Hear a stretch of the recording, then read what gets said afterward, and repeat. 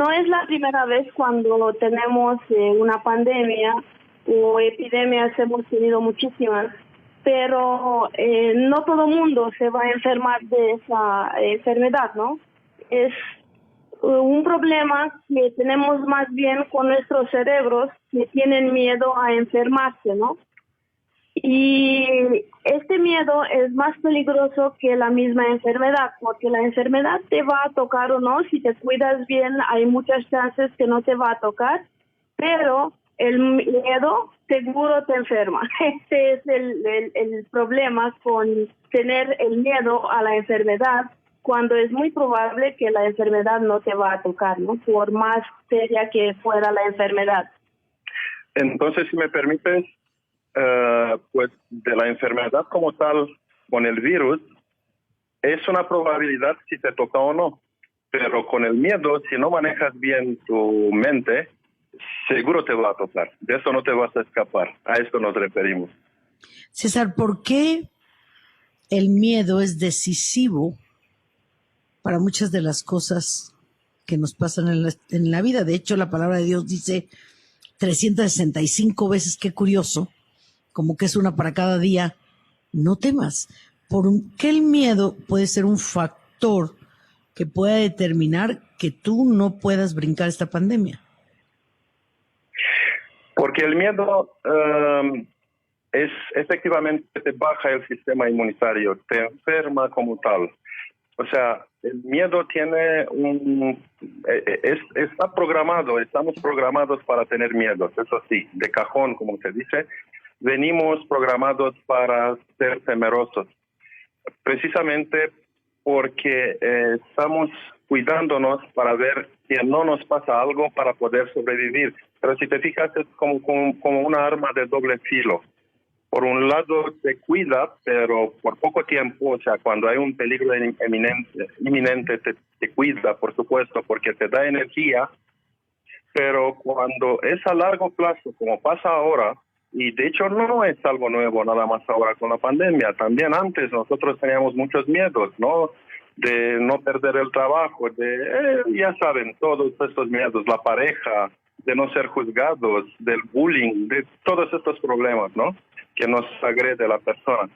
Pero en especial en estos días nosotros y la gente que no maneja bien estos miedos, si está todo el día con los miedos, entonces sí provoca unos cambios fisiológicos que pueden ser a largo plazo muy dañinos, reflejados en cánceres o quién sabe qué otra enfermedad, donde la persona tiene más predisposición, o sea, tiene una debilidad, por decir así. Odina, ¿cuándo entra el miedo? ¿Cómo saber si nosotros estamos siendo contagiados por miedo? Es algo muy sencillo porque lo vas a sentir físicamente. Tienes que prestar un poquito de atención a tu respiración, por ejemplo. Entender cómo respiras tú de manera normal y vas a ver que cuando te entra el miedo o tu respiración se hace más lenta o se hace más acelerada. Depende de cómo reacciona. Esta es una activación de un cerebro que se llama reptil, que ya hemos hablado varias veces, y tiene efectos físicos que yo los puedo sentir. Además de eso, es muy probable que empiezas a sentir una aceleración en ti o una lentitud demasiada. Si es que sientes aceleración, tu corazón va a empezar a latir más rápido, entonces vas a tener estos cambios a nivel físico y los vas a sentir. No vas a ser tú. O sea, toda tu fisionomía también, si te estás mirando, es muy cambiada. Te puedes bloquear o te puedes acelerar. Este es lo que te hace el miedo. Lo que seguro es que no vas a poder pensar. El miedo te está bloqueando totalmente la parte del córtex, que es tu cerebro humano, tu cerebro pensante, y no vas a poder en absoluto pensar. Entonces, todas tus decisiones que vas a tomar en este momento van a estar muy mal. Te vas a sentir fuera de ti mismo. Este es el sentimiento que vas a tener. Y este es lo que te hace el miedo. Estos son los síntomas y los puedes determinar muy sencillo, nada más te tienes que observar, ¿no? El problema es que cuando te entre el miedo, pues no tienes ganas de observarte, ¿no? Esa es una práctica, es un ejercicio que se puede desarrollar, de observarte a ti mismo.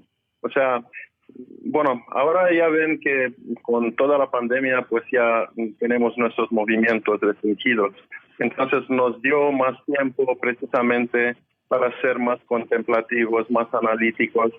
Y sugeriría de que uno empieza a practicar con él mismo, empezar con él mismo. Antes de empezar a observar a otros, empezar a observarse a sí mismo. Y entonces puede identificar cuando está bien, cuando no está bien, o sea, en cualquier situación observarse, cuando se enoja, cuando está de buenas, cuando tiene mucho rendimiento en el trabajo, en lo que está haciendo, y observar cuáles son las condiciones y cómo se comporta la persona dentro de estas condiciones. Vamos a ir a corte y ahorita regresamos con Odina y con César Popescu. Ellos saben que son físicos, son doctores en física y bueno, además son expertos en neurociencias. Vámonos a corte, Odina, César, y ahorita regresamos. Aquí estamos. Popescu, ellos nos están hablando que la verdadera pandemia es el miedo. César, ¿por qué nos entra miedo? ¿Por qué nos apanicamos? ¿Por qué nuestra fe no es más fuerte que nuestro miedo? Tú que eres un científico, dinos qué nos pasa. Pues desafortunadamente, o bueno, de alguna manera afortunadamente, tenemos estas programaciones básicas que nos da la supervivencia, que no son nada humanas, a eso me refiero, desafortunadamente. Porque dentro de cada persona es un ser maravilloso, es un ser espiritual, pero también es un animalito, y puede ser un animalito o un animalote. Entonces, estas programaciones que son muy diferentes y que nosotros todos quisiéramos ser más humanos, o se supone que queremos ser más humanos, más espirituales, más cerca de Dios,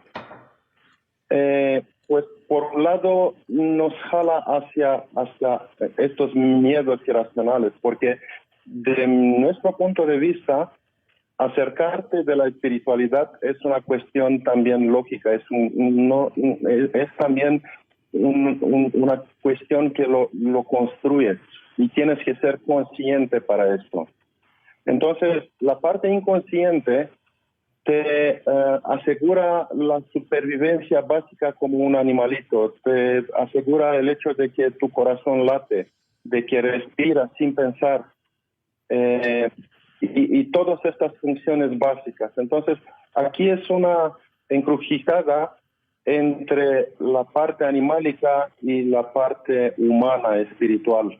Y desafortunadamente, los que no trabajan con ellos mismos, con su mente y con su fe, entonces se descuidan, por decir así, y los lleva de la mano la programación animálica.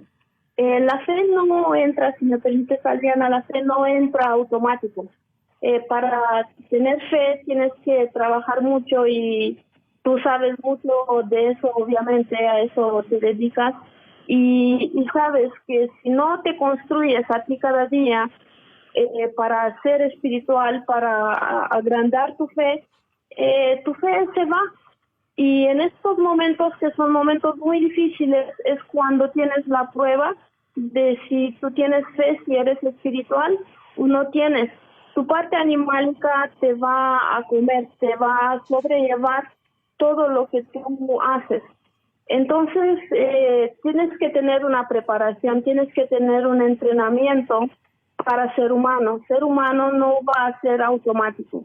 No te va a entrar un día, te vas a cambiar de repente, no va a pasar eso. Tú de manera consciente tienes que decidir, ¿sabes qué? No me puedo dejar con estos miedos, porque si me dejo con los miedos, estos se hacen cada día más grandes, no desaparecen. Entonces tú tienes que decidir, ¿sabes qué? Ya es suficiente con este miedo. Ya necesito conectarme con Dios, ya necesito mi fe y la voy a construir de manera consciente cada día. Fíjate qué interesante, Odina, lo que hablas de la fe, porque la palabra de Dios dice que la fe es la certeza de recibir lo que no ves.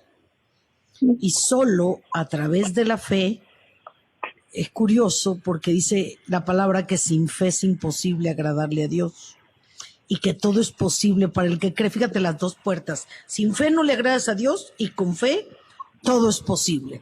Y aquí es donde entra el juego. Yo a veces pienso que el miedo y la fe entran como en un combate. El miedo a querer entrar y la fe a no dejarlo entrar. Es como esa lucha interna de en dónde pongo mi confianza. Si la pongo en las mentiras de los hombres o la pongo en la fe que es absoluta, que es inamovible de Dios, ¿no? Sí, y el problema es que la sociedad en general te fomenta estos miedos, ¿no? Observamos que hay muy poquitas noticias negativas. Entiendo que son tiempos positivas, perdón. Entiendo que son tiempos difíciles, hay mucho sufrimiento, está bien, pero ¿por qué no le damos una connotación positiva? Porque hay esperanza, ¿no? ¿Por qué no nos centramos en la esperanza, en la fe, en lugar de centrarnos en estos miedos que representan nuestra parte animálica, nuestra parte que de todos modos la tenemos muy fuerte? ¿Qué efectos, César, qué efectos tiene el miedo sobre nuestra vida? En primer lugar, te limita. Yo quería decirte, Adriana, limita tu potencial, tu verdadero yo.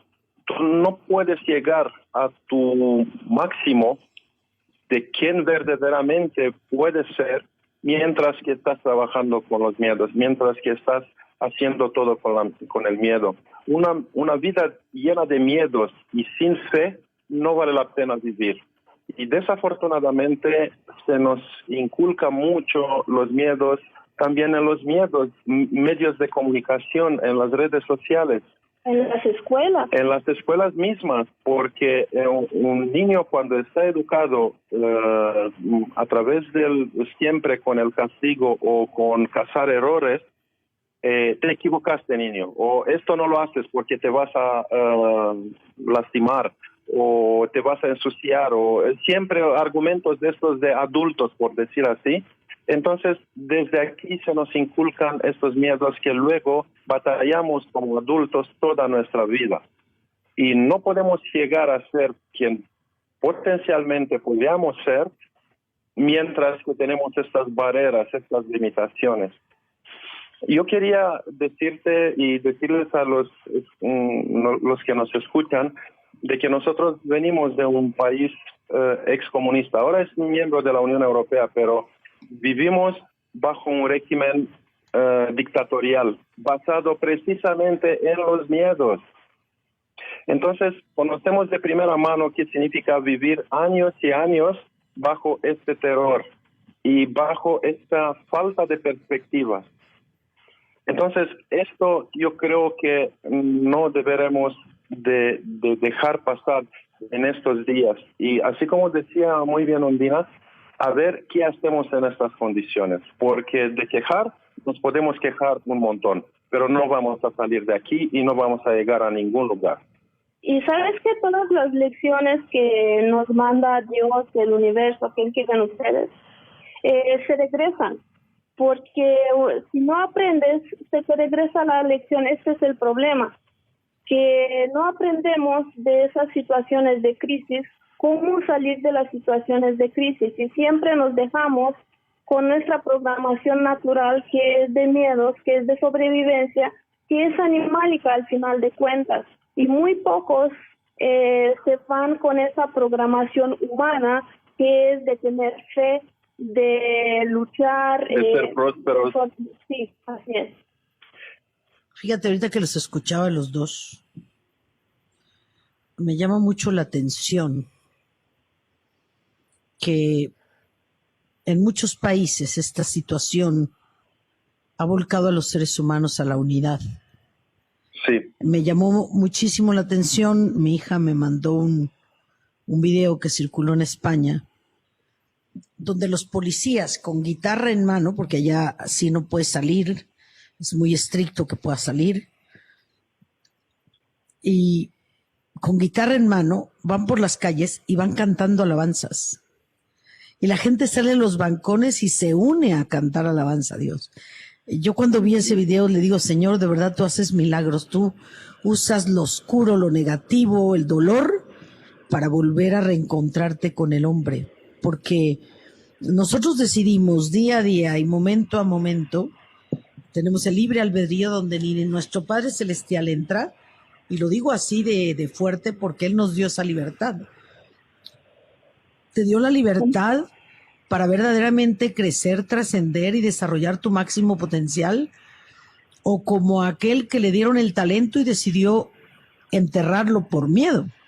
Dices muy bien, César, cuando reafirmas que el miedo te paraliza, el miedo te impide pensar, pero además el miedo encierra lo más grande de ti.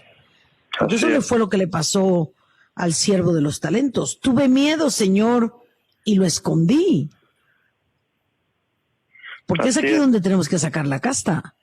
Precisamente en los momentos difíciles, en los momentos más aparentemente, no aparentemente, sino más desesperados de la humanidad, de una profunda tristeza. Imagínate, ya llevamos más de 100,000 muertos en esta pandemia, y la pregunta es, ¿por qué nos asusta tanto morir si todos nos vamos a morir? Lo curioso es que nadie nos preparamos para morir. Así es. Mire, así como les decía, nosotros vivimos en un país comunista y hubo mucho sufrimiento, o sea, por todos los lados, tanto físico, porque no había comida, aunque era un país rico, se exportaba todo, para el pueblo no quedaba nada. Y entonces uno efectivamente sufría de hambre, sufría de cosas básicas como papel higiénico, que ya ves que siempre como que es un problema. Okay, pero lo que fue bonito en todo esto, de todo este sufrimiento, salieron todas las amistades.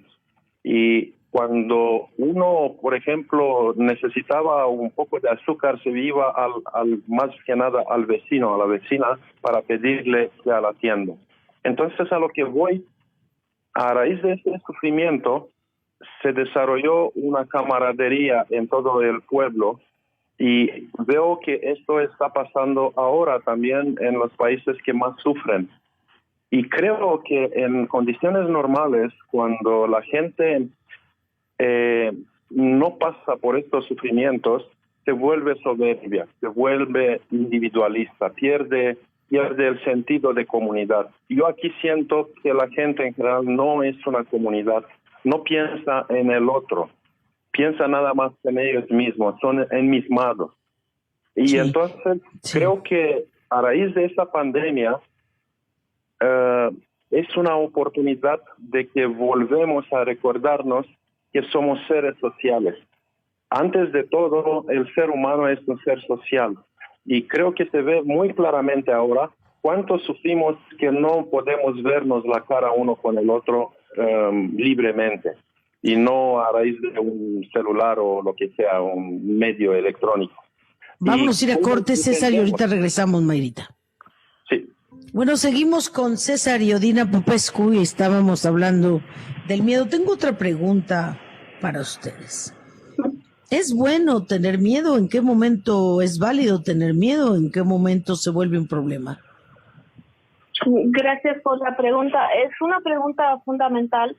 Claro, no podemos vivir sin miedos, porque los miedos nos protegen, son los que nos ayudan a sobrevivir, pero hay un pero.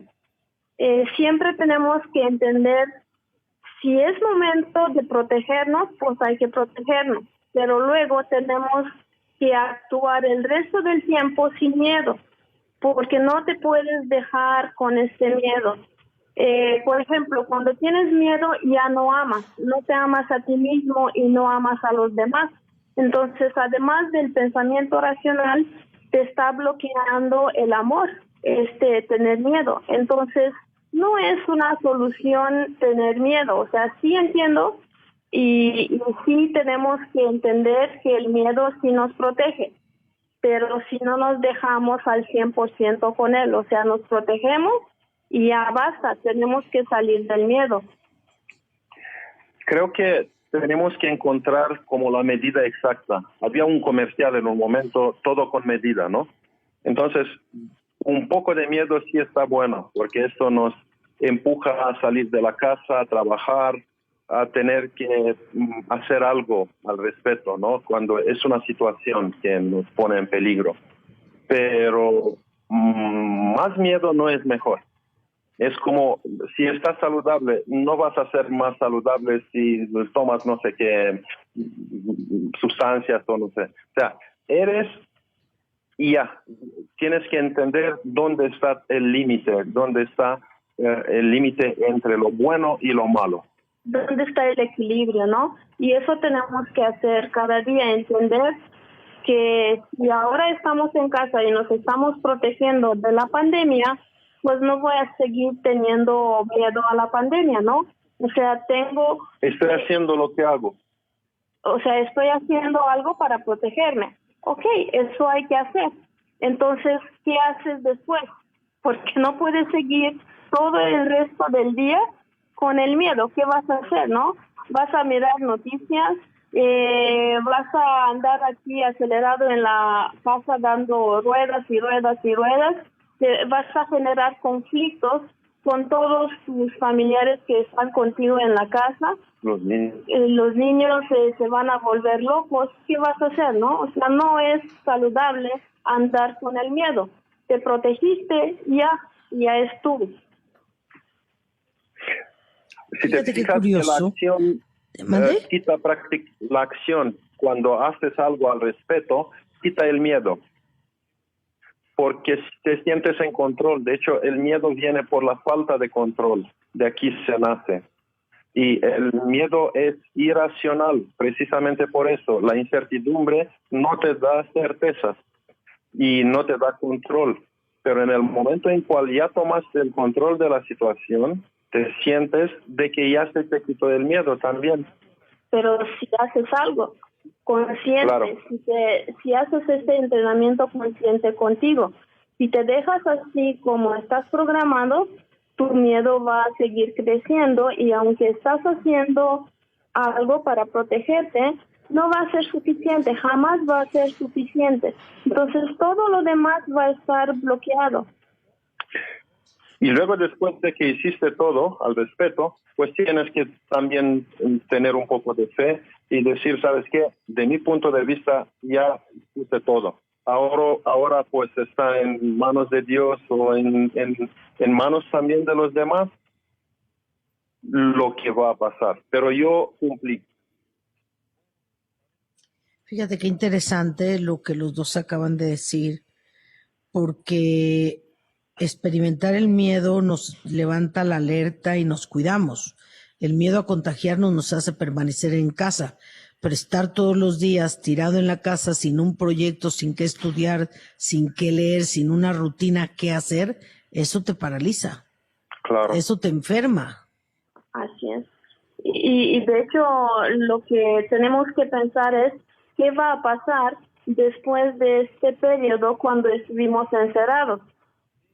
¿Qué estamos haciendo en ese momento para que cuando seamos libres, pues podemos aprovechar nuestra humanidad y no regresar a la parte animálica de crear y generar tantos conflictos entre nosotros, de bloquearnos uno al otro, en fin, de hacer las cosas como los estábamos haciendo, ¿no? Creo que verdaderamente en estos días es una atención hacia nosotros mismos que nos estamos quedando sin amor hacia nosotros mismos. Nos estábamos quedando antes de la pandemia sin amor hacia los demás y hacia nosotros mismos, porque andábamos todos muy en automático y generando conflictos y cosas negativas y sufrimiento hacia los demás. Entonces, fíjate, ahora mismo ya no podemos abrazar a personas, ya no podemos besarnos como lo estábamos haciendo, exactamente para atraernos la atención. Fíjate, ¿estás amándote a ti mismo y a los demás o lo estabas haciendo así en automático? Ahora seguro cuando vamos a regresar vamos a tener que apreciar más esos gestos, esa comunidad que no estábamos haciendo comunidad, ¿no? Estoy de acuerdo contigo, Dina, y además, no solo no estábamos haciendo comunidad. Me queda claro que Dios permitió todo esto. No lo provocó Él, lo provoca el hombre en su soberbia, su avaricia, sus ganas de poder, pero Dios lo permite porque definitivamente la humanidad iba a un despeñadero. Uh-huh. El principal virus del planeta somos nosotros. El planeta está restaurándose. Y hay otra cosa muy importante. Nosotros empezamos a valorar lo que realmente importa, lo que realmente te hace persona.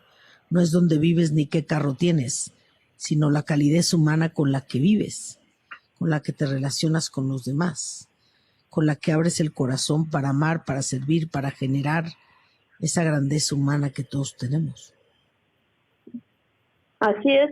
Este es el fundamento de nuestro ser, el amor, y se nos estaba yendo de las manos. Hemos perdido piso realmente antes de la pandemia, porque no vi tanto amor ni en los negocios, ni en las escuelas, ni en muchas instituciones. Todos nos estábamos centrando en el dinero.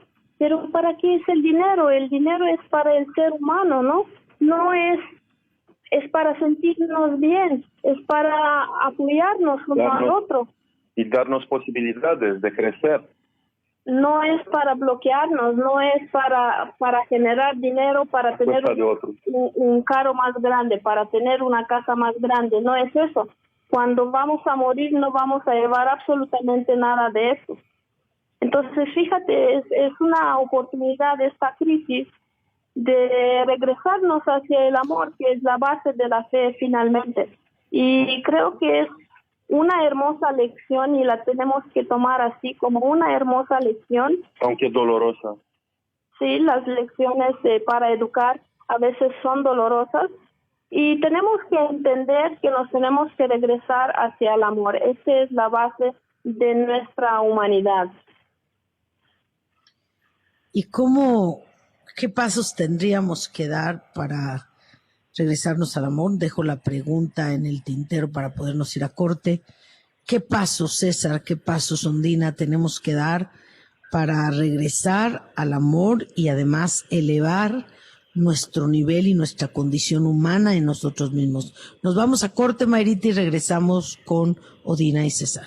Bueno, estamos hablando con Ondina y César Popescu. Ellos son doctores en física y además expertos en neurociencias. ¿Cómo, Ondina, podemos o cuáles serían los primeros pasos que tenemos que dar para regresar al amor después de esta pandemia?